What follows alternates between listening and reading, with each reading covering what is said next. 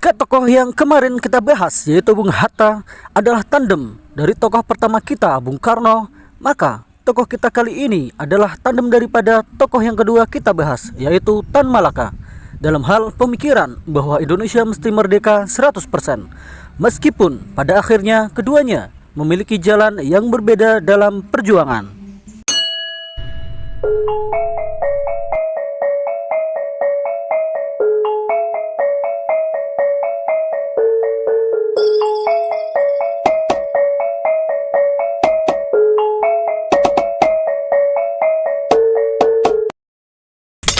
Subscribe channel YouTube-nya Gus Ida dan saya juga subscribe ya. Jenderal Besar TNI Anumerta Raden Sudirman adalah tokoh pejuang dan pahlawan nasional Indonesia. Ia adalah seorang perwira tinggi Indonesia pada masa Revolusi Indonesia. Beliau merupakan Panglima Tentara Nasional Indonesia yang pertama. Sudirman lahir pada 24 Januari 1916 di Desa Bedas, Karangjati, Kecamatan Rembang, Kabupaten Purbalingga, Jawa Tengah.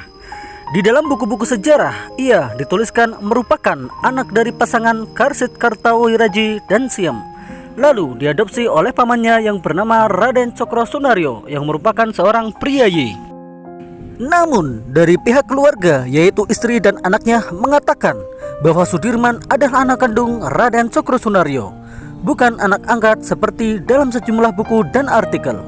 Pernyataan ini dibenarkan juga oleh dosen ilmu sejarah Universitas Negeri Yogyakarta, Sardiman. Sudirman tumbuh dengan didikan etika dan tata krama bangsawan serta kesederhanaan sebagai rakyat biasa, menjadikannya anak yang disiplin, rajin, dan aktif. Pada 1923, Sudirman bersekolah di Hollands Inland School atau HIS setingkat sekolah dasar di Cilacap. Ia kemudian melanjutkan pendidikannya di Marriott Cambridge Leger Underwich atau MULO yang setingkat SMP. Sudirman kemudian pindah sekolah ke perguruan Parama Wiworotomo hingga tamat pada 1935. Ia kemudian melanjutkan pendidikannya di sekolah guru yang diselenggarakan oleh Muhammadiyah di Surakarta. Namun pendidikannya terhenti pada 1936. Sudirman kemudian kembali ke Cilacap dan menjadi guru di sekolah dasar Muhammadiyah. Sudirman juga aktif di Hizbul Wathan dan menjadi anggota pemuda Muhammadiyah. Ia aktif dalam kegiatan penggalangan dana untuk kepentingan pendidikan dan pembangunan. Kecakapannya membuat dia diangkat menjadi kepala sekolah di tempatnya mengajar. Pada 1942, Jepang datang. Sekolah tempat Sudirman mengajar ditutup dan dialihfungsikan menjadi pos militer. Sudirman berjuang keras sampai berhasil agar sekolahnya bisa dibuka kembali. Pada 1944, Sudirman bergabung dengan Tentara Pembela Tanah Air atau PETA yang didirikan Jepang pada 1943 dan diangkat menjadi komandan batalion di Banyumas. Sudirman bersama rekan sesama prajuritnya melakukan pemberontakan terhadap pemerintah pendudukan Jepang hingga mengakibatkannya diasingkan ke Bogor. Setelah Jepang kalah dalam peperangan, Sudirman diperintahkan Soekarno untuk memimpin perlawanan terhadap Jepang di Jakarta. Tapi Sudirman lebih mengajukan diri untuk memimpin perlawanan di Banyumas. Setelah Indonesia merdeka, Kolonel Sudirman menjabat sebagai Komandan Divisi 5 TKR di usia 29 tahun. Pada 12 November 1945, Sudirman terpilih menjadi Panglima Besar. Sembari menunggu pengangkatan, ia memimpin perlawanan melawan Inggris dan Nica dalam Perang Palagan Ambarawa. Pada 18 Desember 1945, Sudirman diangkat menjadi Panglima Besar TKR oleh Presiden Soekarno dengan pangkat Jenderal. Setelah reorganisasi tentara dan TNI resmi berdiri, maka pada 28 Juni 1947 di Istana Presiden Yogyakarta atau Gedung Agung, Jenderal Sudirman dilantik sebagai Panglima Besar Tentara Nasional Indonesia. Selain melawan sekutu dan Belanda secara fisik, Jenderal Sudirman juga ikut berperan dalam perundingan Linggarjati dan Renville. Pasukannya juga harus melawan serangan dari dalam, termasuk pemberontakan PKI Madiun yang dipimpin Musso pada 1948. Penyakit tuberkulosis menggerogoti tubuh sang jenderal. Pertempuran peristiwa demi peristiwa perjuangan semakin memperparah keadaannya, hingga paru-paru kanannya akhirnya dikempeskan pada bulan November 1948. Pada 19 Desember 1948, beberapa hari setelah Jenderal Sudirman keluar dari rumah sakit, Belanda melancarkan agresi militer kedua untuk menduduki Yogyakarta. Belanda menangkapi para pemimpin bangsa dan mengirim mereka ke pembuangan di Bangka.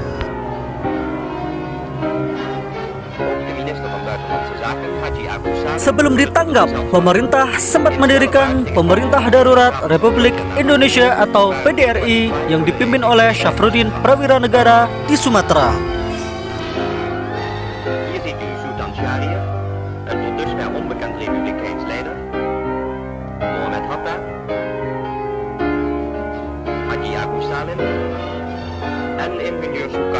Sebenarnya, Jenderal Sudirman sudah mengajak Presiden Soekarno untuk ikut bersama-sama prajurit mengungsi dari Istana Jogja agar tidak tertangkap oleh Belanda.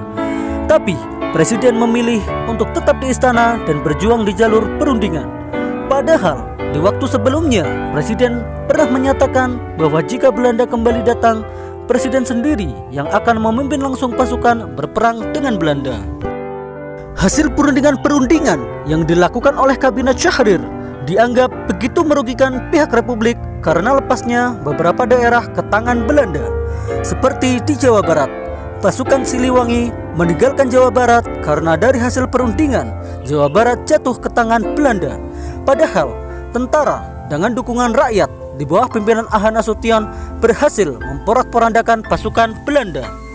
Di mata Jenderal Sudirman, setelah dibacakannya proklamasi kemerdekaan, berarti semestinya kita harus sepenuhnya menjaga seluruh rakyat dan daerah-daerah yang ditinggalinya, dan siap untuk berjuang jiwa raga sampai darah penghabisan demi menjaga kedaulatan negara dan merdeka 100% tanpa perlu lagi berunding dengan musuh yang malah akhirnya hasilnya merugikan negara. Jenderal Sudirman dengan sekelompok kecil tentara dan dokter pribadinya melakukan perjalanan ke arah selatan dan memulai perlawanan gerilya selama 7 bulan. Awalnya mereka diikuti oleh pasukan Belanda, tetapi Jenderal Sudirman dan pasukan berhasil lolos dan mendirikan markas di Sobo di dekat Gunung Lawu. Dari sana ia mengomandoi kegiatan militer di Pulau Jawa, termasuk serangan umum 1 Maret 1949 di Yogyakarta yang dipimpin oleh Letkol Soeharto. Bersama pasukannya, Jenderal Sudirman terus melakukan perlawanan. Walaupun tubuhnya semakin lemah digerogoti penyakit yang diterita, sang jenderal tetap memimpin pasukan dengan ditandu oleh prajuritnya. Apalagi setelah mendapat kabar ditangkapnya para pemimpin bangsa, sang jenderal makin gencar dalam perlawanan. Dengan dukungan rakyat, seluruh perjuangan dan serangan-serangan dilancarkan untuk menunjukkan bahwa tentara masih kuat dan republik masih ada. Setelah mengetahui bahwa agresi yang dilakukan Belanda dikecam oleh dunia internasional dan semakin tingginya simpati dan dukungan dunia luar untuk Indonesia, sang jenderal bersama petinggi-petinggi tentara merancang dan melancarkan serangan-serangan yang puncaknya terjadi pada 1 Maret 1949 di bawah pimpinan Letkol Soeharto memaksa Belanda duduk di meja perundingan. Maka terjadilah perjanjian Rumroyen yang menandai berakhirnya agresi militer Belanda kedua, yang menghasilkan keputusan bahwa para pemimpin bangsa harus dikembalikan ke Yogyakarta dan diadakan konferensi meja bundar atau KMB di Belanda tahun itu juga.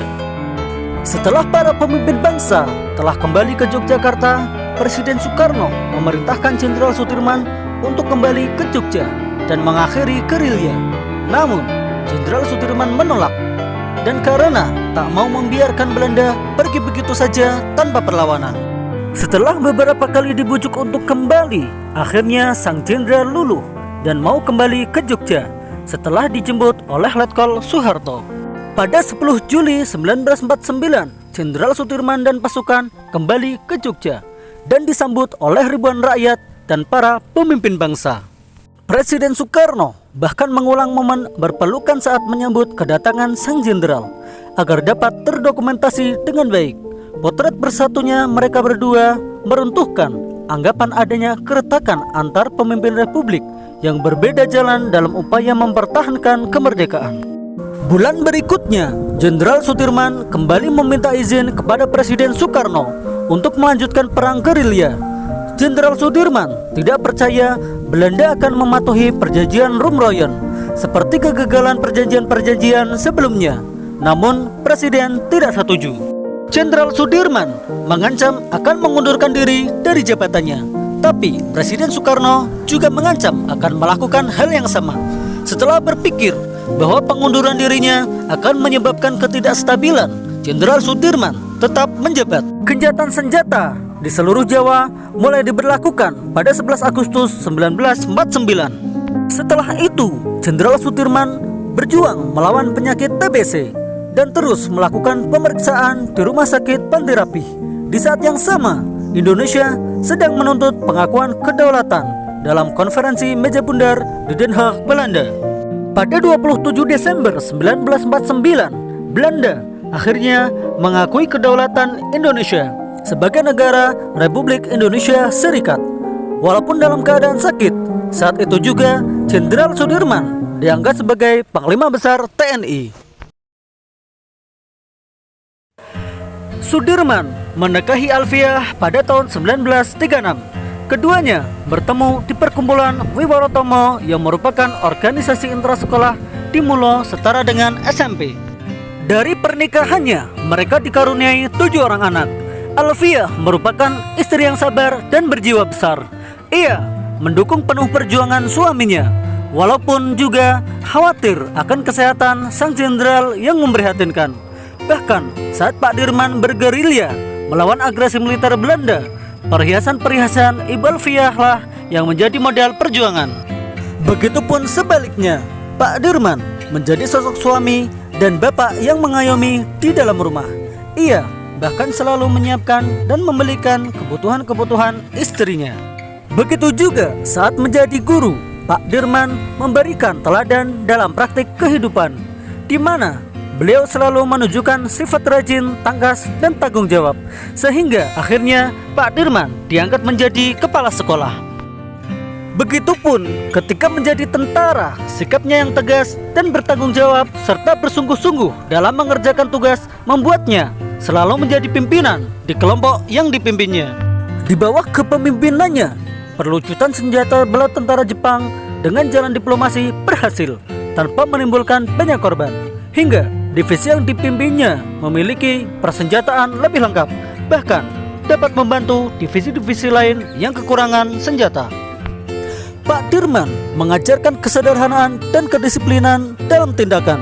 Konon, dalam gerilyanya, beliau selalu melaksanakan sembahyang tepat waktu, dengan prajurit yang selalu membawa kendi untuk keperluan berwudu. Pak Dirman selalu mengajarkan bahwa prajurit adalah pelindung rakyat. Jangan sampai meminta dilayani ataupun menyusahkan rakyat. Bahkan dalam gerilyanya, dari perbekalan yang dibawa, ada pula yang diberikan kepada rakyat yang kesusahan dan membutuhkan. Pak Dirman juga memberi teladan bahwa cita-cita mulia mesti diperjuangkan dengan tekad yang kuat dan penuh kesungguhan. Walaupun dengan penyakit yang dideritanya, beliau tetap tegak berjuang, masuk hutan kehujanan, menyeberangi lembah dan sungai dengan diburu dan dikejar-kejar Belanda demi merdeka yang 100%. Sekembalinya dari gerilya, Jenderal Sudirman tak begitu aktif terlihat di publik. Beliau kembali menjalani pengobatan karena kondisinya yang semakin memburuk akibat tuberkulosisnya.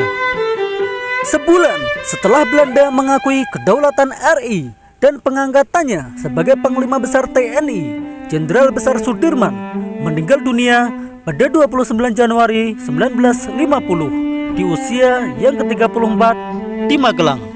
Keesokan harinya, jenazah Jenderal Besar Sudirman dibawa ke Yogyakarta dengan diiringi oleh konvoi. Ribuan rakyat menyambut iring-iringan jenazah di sepanjang jalan.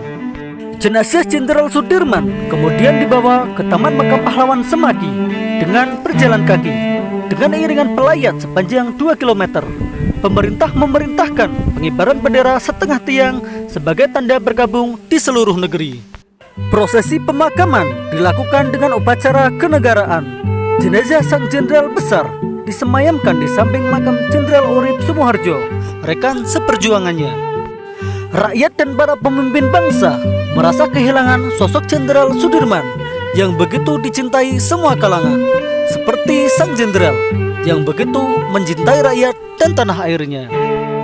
Untuk menghormati jasanya, pada 10 Desember 1964, Jenderal Sudirman ditetapkan sebagai pahlawan nasional Indonesia melalui Kepres nomor 314 tahun 1964. Dan sejak tahun 1970-an, semua taruna militer harus menelusuri kembali rute gerilya Jenderal Sudirman sebelum lulus dari Akademi Militer untuk menanamkan rasa perjuangan.